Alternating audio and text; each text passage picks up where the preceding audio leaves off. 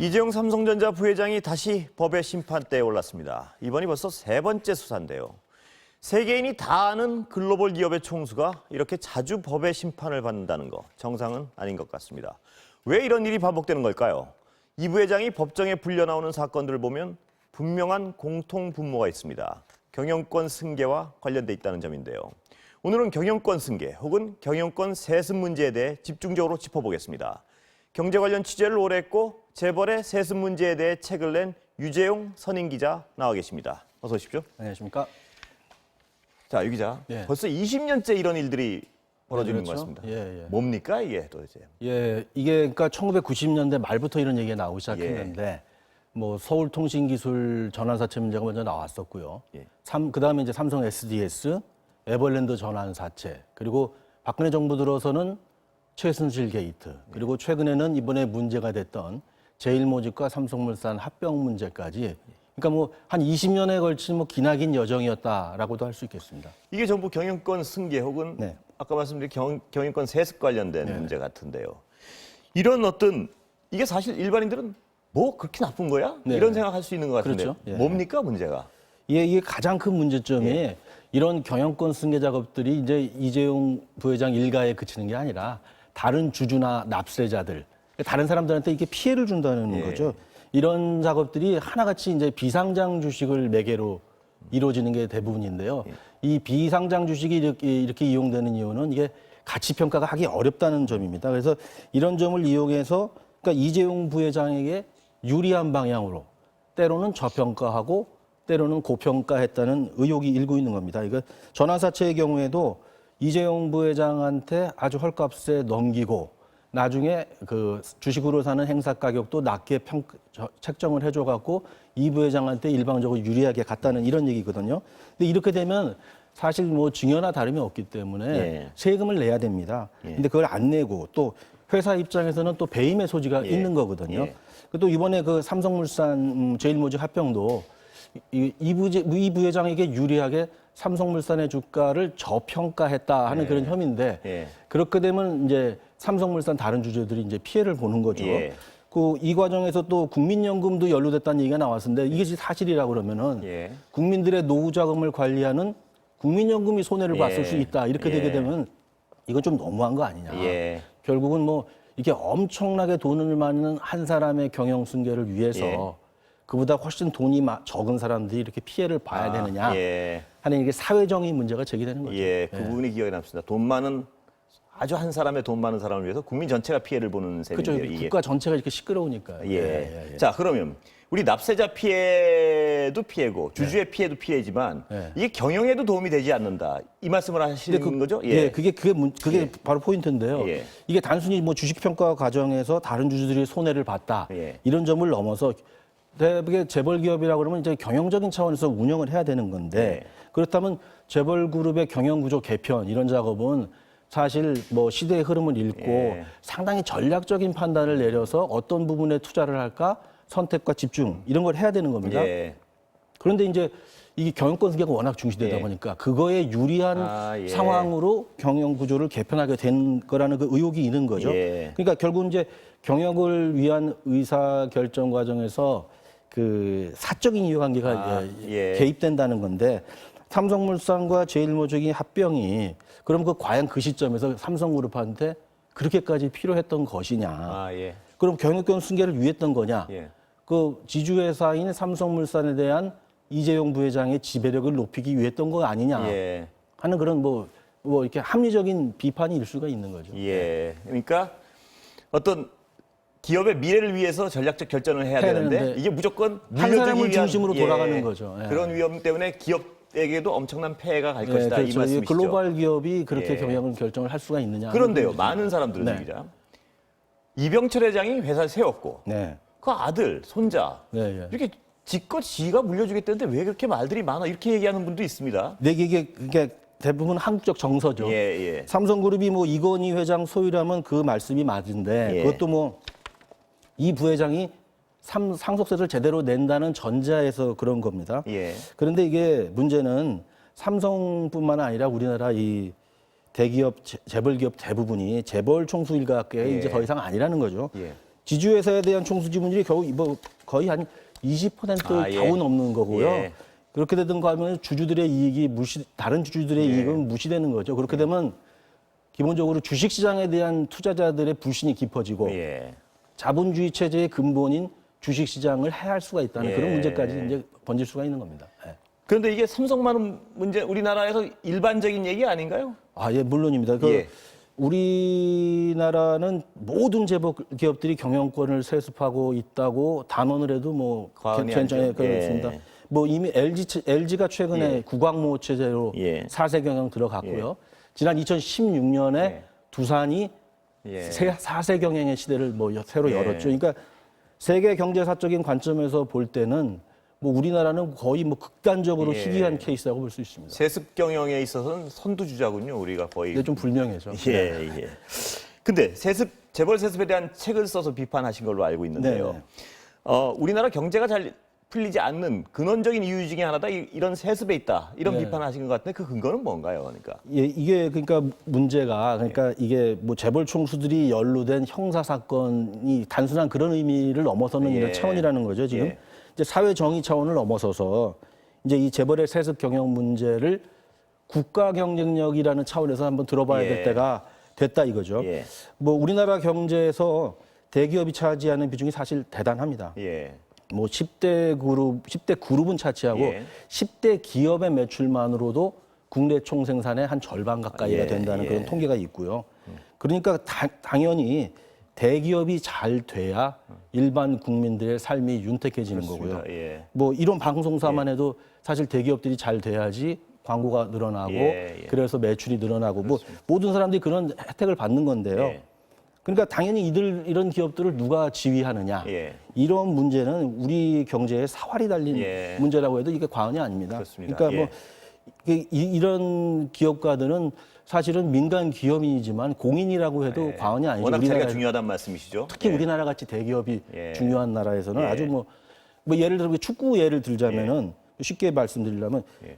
이 감독이 제대로 못하는데 우리나라 축구 국가대표팀이 월드컵에서 잘할 수는 없는 겁니다. 그런 예. 거랑 다 똑같은 상황입니다. 대기업 예. 총수는. 예. 그런데 뭐 히딩크 감독이 잘했다고 해서 뭐 나중에 히딩크 자녀를 예. 감독으로 삼는다 뭐 이런 예. 얘기는 없는 거 아닙니까? 말도 안 되는 거죠. 그러죠. 예. 근데 뭐 지금 뭐 사실 보면 이게 코로나 때문에 이게 가려진 부분이 있는데요. 코로나 전에도 우리 경제가 아주 안 좋은 상황이었죠. 예. 예. 결국 우리나라는 대기업 구조상 대기업들의 고용 창출과 확신에 기댈 수밖에 없는 이런 상황인데 예. 이게 누구의 손자라는 이유로 총수가 된 사람들이 예. 과연 이 21세기 글로벌 경쟁 시대에 예. 우리 경제를 이끌고 갈 수 있는 거냐 하는 이제 근본적인 의문이 이제 제기가 되는 거죠. 근데 어떤 분들은요. 네. 재벌 총수가 다 하냐, 뭐 시스템이 하지, 총수가 그렇게까지 중요하냐, 뭐 이런 말을 하는 분들도 있어요. 네네. 거기에 대해서 어떻게 보십니까? 근데 이분들의 개인적 능력이 예. 경제에 미치는 영향이 대단히 큽니다. 예. 사실은. 그 우리가 이제 경제가 많이 발전했던 60, 70년대 상황을 보면 이제 예. 아는데요. 그때 우리가 경제가 굉장히 비약적으로 발전을 했을 때 예. 보면 우리나라에 이게 천재적인 기업인들이 많았습니다. 예. 보면 이제 그분들이 다 지금 총수하시는 분들 할아버지 분들이죠. 예. 현대의 정주영 회장, 예. 삼성의 이병철 회장, 그리고 재벌 기업은 아니지만 포철을 일으킨 박태준 회장 이런 분들이 아주 걸출한 기업가들이 많았죠. 근데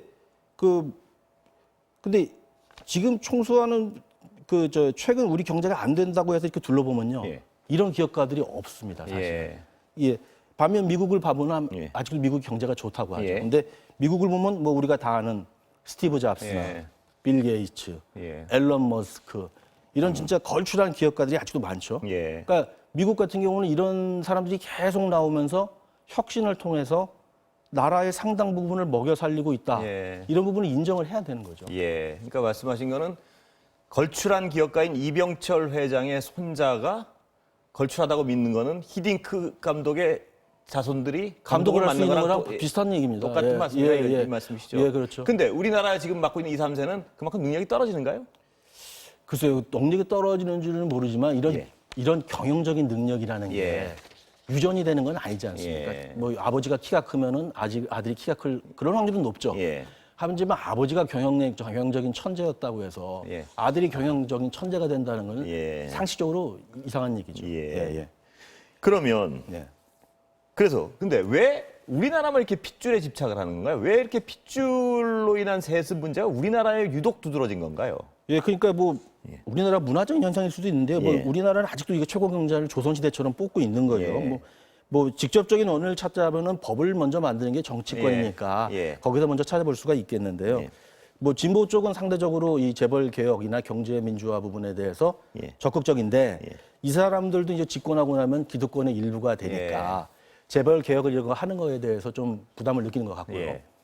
보수 쪽은 이 재벌 개혁이나 경제 민주화 얘기가 나오면은 이건 반기업적인 예. 정책이다. 예. 사회주의 정책이다 네, 뭐 이런 식으로 급진적이고 예. 좌파적인 정책이다 예. 이런 인식을 갖다 보니까 개혁이 이루어지지 않는 거고요. 예. 근데 사실 보수는 시장 경제 정책, 시장 경제 원칙에 충실해야 되는 거고.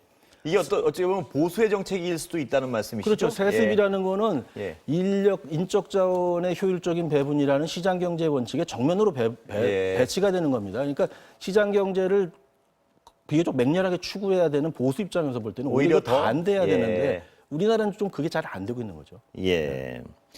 근데 이게 어떤 우리나라의 기득권의 측면만이 아니고 네. 이 세습이나 핏줄에 대한 우리 사회의 문화랑도 관련이 있는 거 아닌가요? 네, 이게? 물론입니다. 예.